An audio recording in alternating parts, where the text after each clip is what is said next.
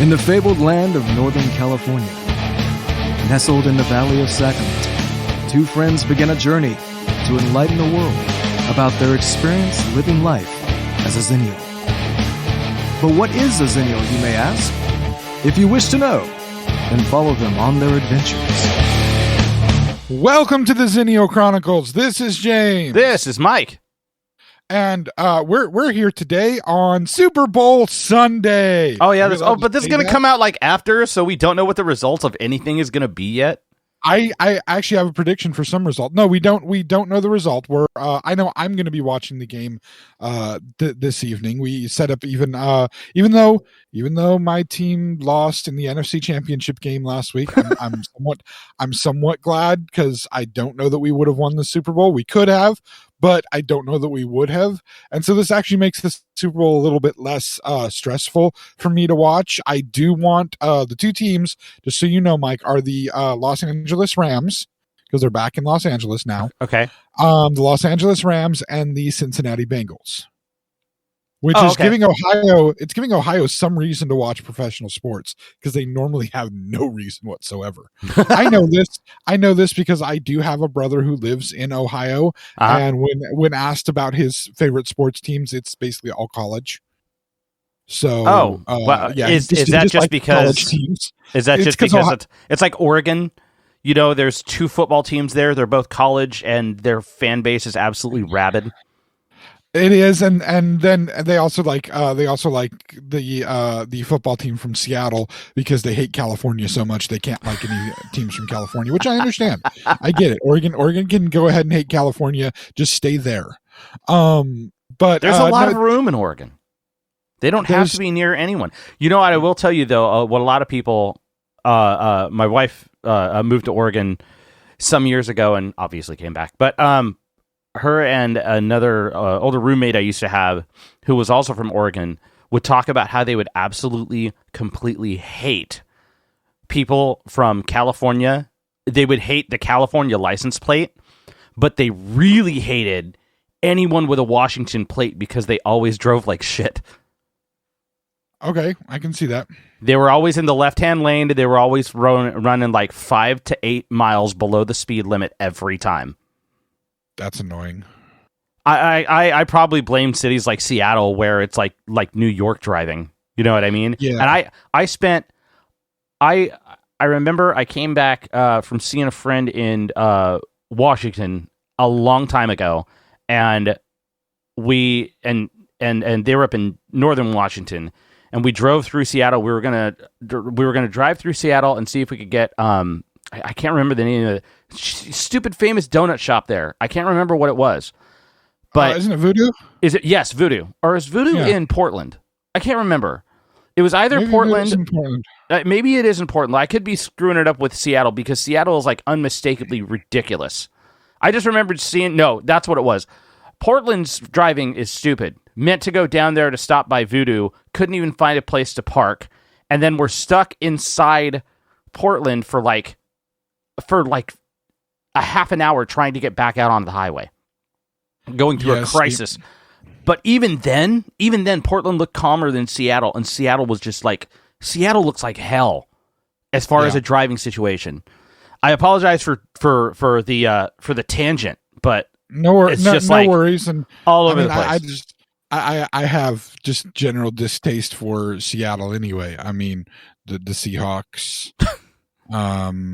While it was the birthplace of grunge, it gave us a grunge band that pisses me off all the time and makes me have to change the radio. Luckily, my wife hates that band too, hates it even more than I do. Yeah, but it also gave you the other grunge band you absolutely love. Which is true. It did give me the one that I love, but they got their singer from Southern California, so that's what saved them. Really? Eddie Vedder is from like Southern California? I believe did not so, know yes. that. Yeah, I believe so. I may be wrong. I'll have to do research to confirm that, but I believe he's not from the Seattle area originally. I'll be down. I had a friend who lived very near Seattle for many years, and he loved the weather mainly because it typically wasn't like in the summertime the brutal heat that we get here in the Northern Valley of California.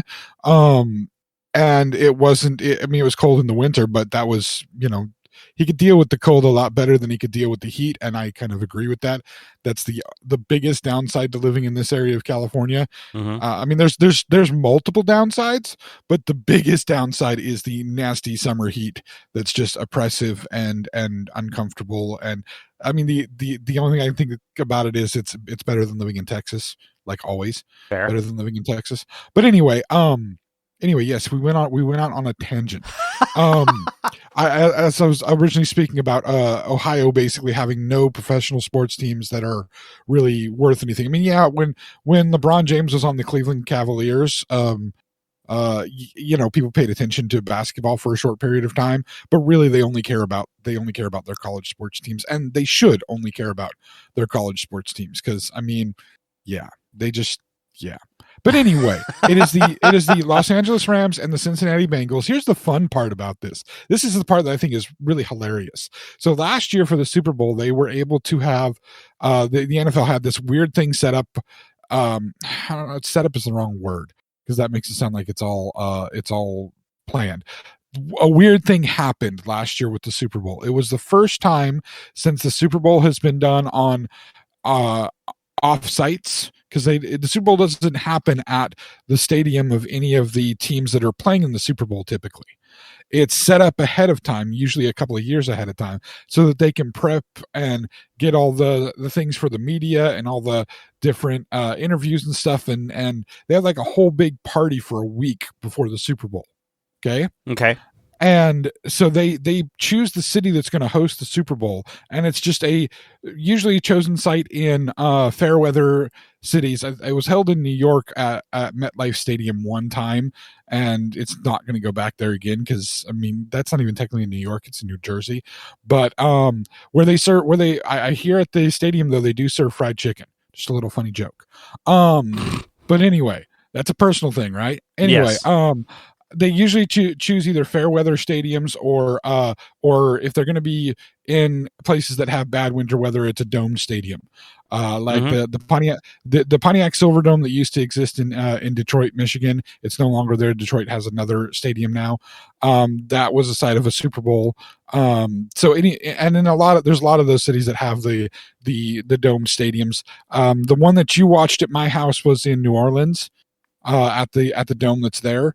That's dome stadiums are fairly common, and then again, fair weather stadiums are the more common because it's in the middle of winter, so you want to have at least decent weather and not have the weather be a factor. So like Lambeau Field, which is probably the most famous stadium still in existence for football, it's in Green Bay, Wisconsin. That will never host a Super Bowl because it's god awful outside in the beginning of February. You don't want to play games then. It's good for the playoffs for the Packers. It can be a good home field advantage for the playoffs, unless the Packers with their current quarterback just can't seem to beat one team in the playoffs because he just can't. He can't beat that team. But anyway, so what's funny about this is last year they held the Super Bowl. They had planned years, a year or two in advance of it. They held the Super Bowl at in Tampa Bay, where the stadium is in Tampa Bay. It just so happened that for the first time, a team that their home stadium was going to be the site of the Super Bowl actually made it into the Super Bowl. And that was the Tampa Bay Buccaneers. They proceeded to win that Super Bowl. So the only time that they've had the home team, the actual real home team in their stadium playing for a Super Bowl and winning the Super Bowl. The closest before that they'd really come is the 49ers in 1984 Super Bowl. So the 84 season, the Super Bowl took place in January of 85. They played at that Super Bowl was played in at Stanford. It was played at Stanford, the stadium there at Stanford College. Yeah, which is it's actually closer to Levi Stadium than it was to Candlestick. It's like literally right down the road from Levi Stadium, which is where the 49ers currently play. But at the time, the 49ers were in Candlestick in San Francisco proper. And so that was the closest to basically a home game, an actual real home game in the Super Bowl era that a team has done. And 49ers beat the Dolphins in that. That was the only Super Bowl that Dan Marino was able to get the Dolphins to in his entire career. Oh. We referenced that a little bit last time. We in our talk about Dan Marino last podcast. Yes. But that's the closest there was ever kind of a real home field for any of the teams. So last year, again, the Tampa Bay Buccaneers were able to secure themselves into the Super Bowl and win the Super Bowl in their home stadium. Now, here's another thing that if you're not football knowledge, you may not know this, but the jerseys that they wear at each game are dependent upon who the home team is and who the away team is. So during the regular season, this is part of home field advantage. The home team gets to choose their jersey that they wear. And you typically have specific color jerseys that you wear at home, and then you wear an alternate thing when you're away. When you're playing at another stadium. Yes. Typically the alternate jerseys when you're away are white jerseys. So white with whatever your other predominant colors are as your numbers. Your helmet stays the same. Maybe your pants change. And then in your home stadium, you play in your team colors. So we'll use, again, the 49ers as a reference since it is my favorite team and I love talking about them as much as possible. When the 49ers are playing at home, they wear the red jerseys, technically scarlet, but they wear the red jerseys at home. When they're away playing any away game, they wear white jerseys with the red numbers. Yes. Their teams also have alternate jerseys that are throwbacks or different versions. They'll have slightly different colors. There's a lot of teams have a black jersey, just a straight black jersey, even if black is not one of their primary colors. Mm-hmm. And then their primary colors are in the numbers somehow or with the accent somehow. So there's multiples in that. The Niners, for instance, went to a throwback from their 1994 season, which was a throwback actually to the 1960s, I believe, which had numbers that had a black outline around them, drop shadow kind of outline. That's their alternate jersey. In the red jerseys and the white jerseys, they have both alternates. They have that, and the red is a slightly different color red, and then they have the numbers in either white or red, depending on what the back jersey color is, with a black drop shadow behind them. It's a really cool look. It's my favorite jerseys that they've ever had. I have multiple of the 20 jerseys that I have at least 5 or 6 that are in that drop shadow style. But anyway, you didn't realize I had that many, did you? Mike's reeling over that right now, right? No, I'm not necessarily reeling. I have seen a small collection. I know you've been building it over the years past the last time I've seen it, but this is something I could completely expect of you.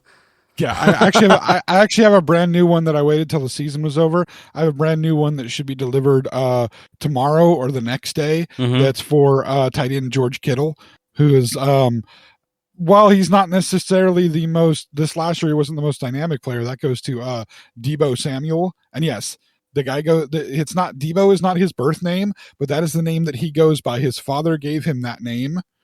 Now, have we talked about Deebo Samuel before? No. If I told you there was a guy on the Niners named Deebo Samuel, his last name is Samuel, but he's called Wait Deebo. a minute. I think we've talked. No, that's we have. Yes, we have because that was how much do you remember about it? Well, Deebo is Zeus Lister's name in Friday. Exactly. So how much do you remember about the football player? Yeah, and it was I knew it was before he died. Didn't he tweet something where he completely endorsed it or something like that? He endorsed it. He met with him before he died. Yeah, a whole big thing about it. Yeah. But do you remember what position Deebo plays? No. So if I told you, I would definitely not remember that in any capacity. Okay. If I told you there was a dude whose nickname was Deebo, that his dad gave him that nickname, and that Zeus Tiny Lister approved of the nickname and for him to use that name and run with that name, what position do you think he would play? I have no idea. I'm assuming that Zeus at one point played football, but I don't know what his position was. He was a wrestler, but I don't know if he played football. Dude, he totally had a wrestler Oh yeah, he was in WWE. I'd never seen him in WWE. Actually, he was in WWF, to be completely right. Right. clear about it. Before they rebranded to WWE, he was in WWF. Yeah, that's why he was in the. That's why he was in the. He was in one of the Hulk Hogan movies, because he was actually one of Hulk Hogan's antagonists and villains in WWF when back in the day. Oh my god, dude, he was fucking. I'm looking him up on my phone right now. I'm googling him. He was fucking mighty as a wrestler. Yeah, he was great. Dude. But anyway, again, so what position would you expect some football player named Debo to be in? What kind of probably a linebacker, most likely. That's what you'd think, right? Yeah. This dude's a wide receiver. He's a wide receiver. That's great. But he's like he like just runs people over. He's amazing. Great generational player. I will be getting his jersey, but I had to pick one because I like the really nice jerseys with the actual stitched on numbers and the stitched on name. I don't like the screen print version. It ain't worth my time and effort. So I can only buy one jersey at a time. They're expensive. And I've loved George Kittle, who's again also a WWE fan. But George Kittle is amazing. Just if you ever want to just have fun, watch a George Kittle interview. You don't even have to like football. Just watch a George Kittle interview. He is hilarious. So much fun, such a great personality, such a great dude. And he's not like rude or mean to anybody. He's just a nice guy. Really, really sweet dude. Dude, an amazing player. Wow. Okay, sorry. I was Kittle or Zeus? Zeus. Sorry. I apologize. I'm sorry. I was looking. I'm not. I'm shutting the phone off at this point. My ADHD took over. What do I do? It happens. But anyway, you have to back to the original point, which is you have the different uniforms you wear. There are a few teams that are really weird about their uniforms. This is back to football uniforms. Okay. Bringing people back in. Yeah, thank you. There are some teams that are really weird about it. The Dallas Cowboys, for instance, their home color is white. They don't wear their blues as their home color. Right. Their home color is white. So they actually so that's can also go a whole season. That can also be really. Won't that be kind of, because normally isn't part of what that as far as the home and away jerseys? It's what did it used to be at some point, like dark and light, like light meant away and dark meant home, like that's what it was. And then the Cowboys flipped it up. Yeah, because the Cowboys need to be different because they have to do something to make themselves look different because their playing certainly doesn't make them look any different. Sorry, I hate the Cowboys. Anyway, there are weird instances of some slightly different uniform things, but for the most part, if they're wearing a dark color, they're usually at home. If they're wearing the whites, they're usually the away team. And that's one of the ways that people, for instance, who don't know a lot about football, who find themselves on a day like Super Bowl or anytime they're maybe visiting family or relatives and a football game happens to be on, one of the quick ways to try to guess who the home team is, who the away team is, one of those ways is by looking at the jerseys and trying to see who's wearing the solid color. That's not, the white. Who's wearing the solid color? Okay, that's probably the home team. Not always, but probably. You got like a almost 90% chance that that's probably going to be the home team. And then also the way that they list the teams. The away team is usually listed first because they'll list, the Arizona Cardinals at the San Francisco 49ers. So when you see it on the screen, the team that's listed first is usually the away team. The team that's listed second is usually the home team. Gotcha. Those are the kind of the ways, just tricks for people who aren't football fans to not ask the questions that are most annoying to the football fans. Where are they playing at? Can't tell just by looking because the football fan knows just by looking. That's one of those things that you can see. Who's winning? Well, you can see the score, but that's it's just kind of, there's ways to see some of those stupid questions if you just sit and pay attention. That's an easy one. Solid colors, like probably the home team. First name, probably the away team. Second name, the home team. Those are some of the easy ones that you can just kind of see those things, and then you can ask smarter questions for the football people, and then they're more likely to want to help teach you instead of get annoyed by the really dumb questions that literally you can just take a look at and see. Also good to take a look at if you can see the field. usually at the 50-yard line. That's the middle of the field, the direct middle of the field. There will be a logo for the home team. Just if you see that, then you know who the home team is.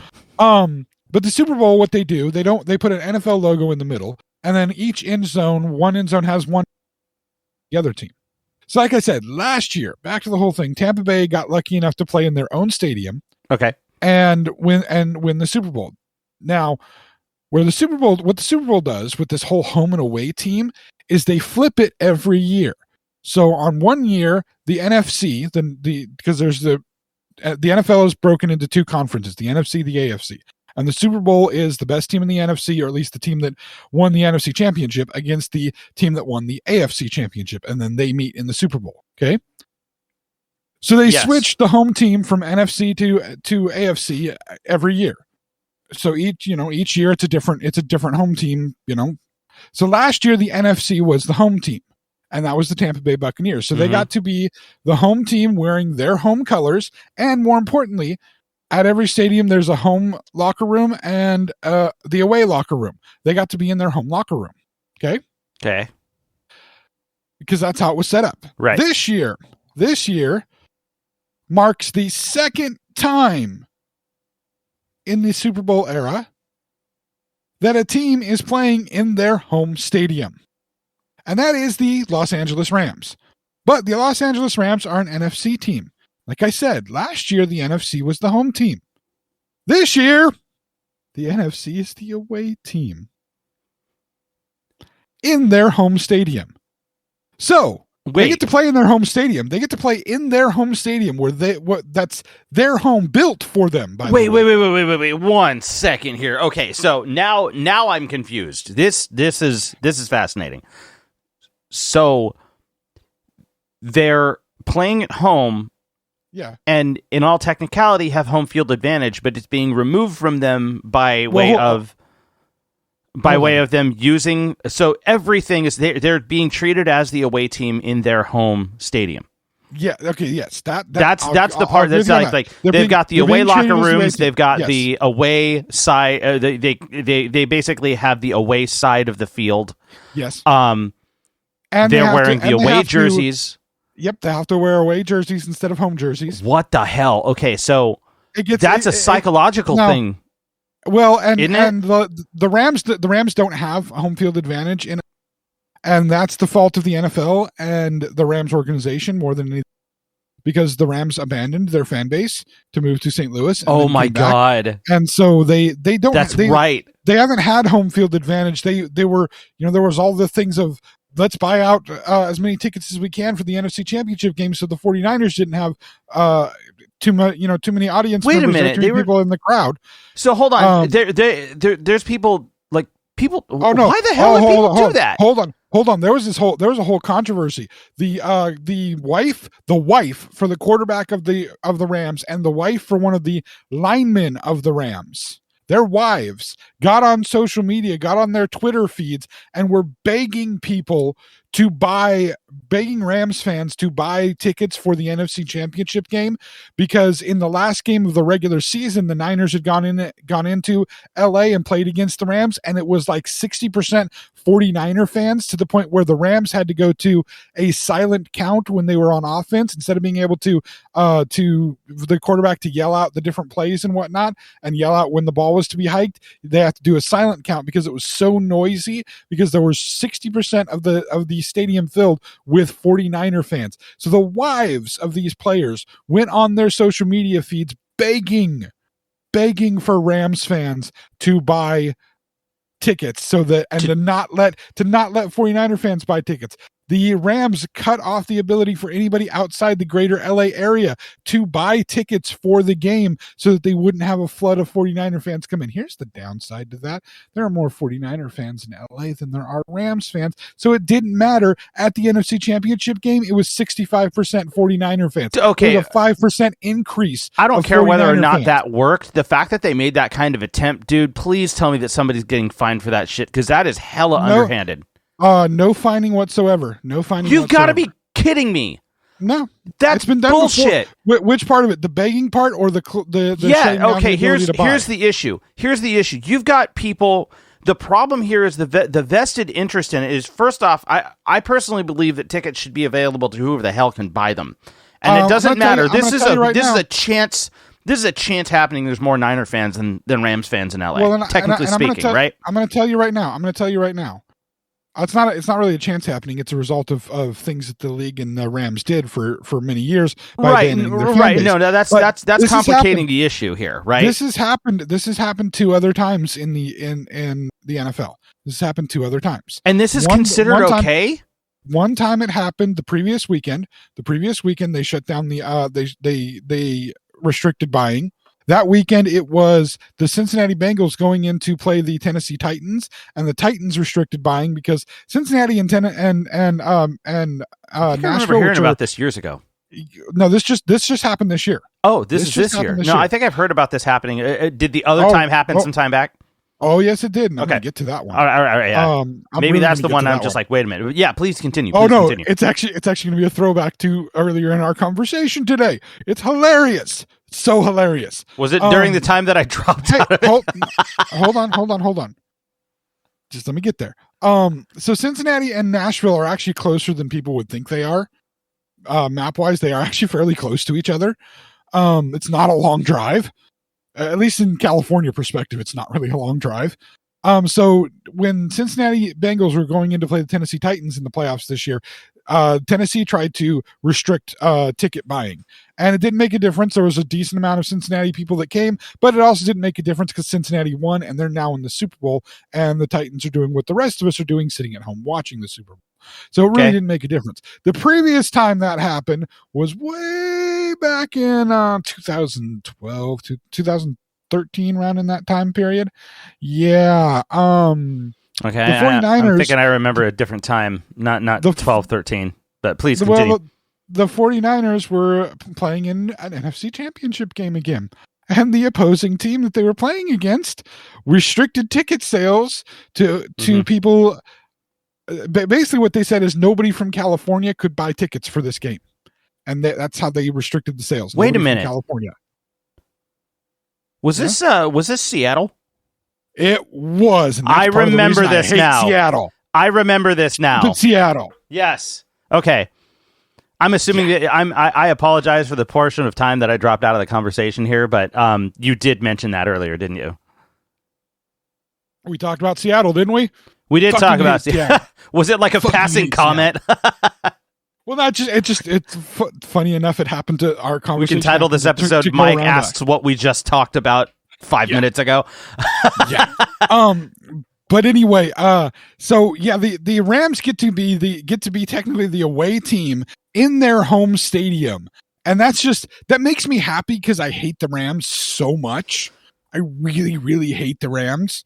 So to have them they get the chance to play in their home stadium, but they got to be the away team. That's just like, funny. So that's the whole Simpsons thing. Yes, totally. 100%. It's great. And then of course I just want to see them lose so badly. I want to see them lose. I can't say that that's going to happen. What I can say is going to happen though, what prediction I do have for the Super Bowl. The halftime show is something else. I'm going to say that right now. The people that they have lined up for the halftime show, it's crazy. But you know what they're going to do, right? You know what has to happen for the halftime show. It's got Dr. Dre there, right? Right. No, it's got, like, the halftime show is going to be lit as hell. And they as you sent me the information for the article for, and I had read it earlier in the week. They have been abusing all the neighbors by covering up, basically trying to keep the halftime show secret by blasting Bon Jovi. Yeah, Bon Jovi and Red Hot Chili Peppers, and they're pissing off all the neighbors.